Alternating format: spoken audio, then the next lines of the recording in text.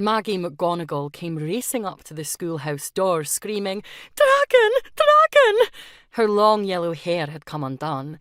She babbled about the dragon being the size of a Highland coo, though without the long scraggly locks. "Teeth like pitchforks," she said in a shaky voice. "I waved a dish clootie at it and it growled back at me.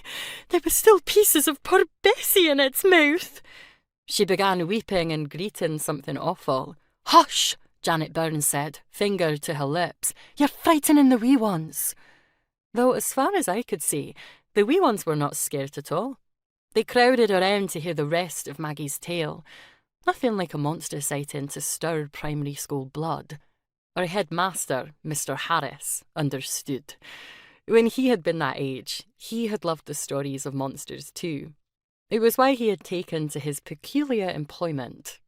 Oh, not being a headmaster of a one-room schoolhouse, but a head of a group of monster hunters.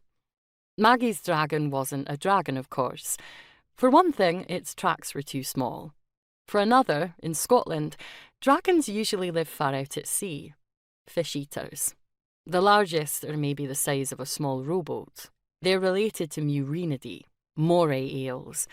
We don't actually study Latin till next term, but Mr. Harris has allowed those of us interested to memorise the Latin names of monsters and flowers and trees from the time we entered his school.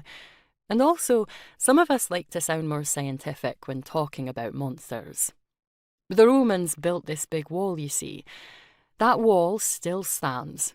Well, at least in parts. It's called Hadrian's Wall and was meant to keep the monsters out. The Romans have been gone for centuries, but recently the monsters have come back. Murinidae stick to southern waters. The North Sea, which bathes the Fife coastline where I live, is far too cold for morays. Their bigger cousins, the sea dragons, often swim along the coast, where a bit of the warmer Gulf Stream laps other parts of Scotland. And sometimes, almost accidentally, the smallest of them get tide-washed into the Firth of Forth, which means they go right by us here in the town of Ansthruther.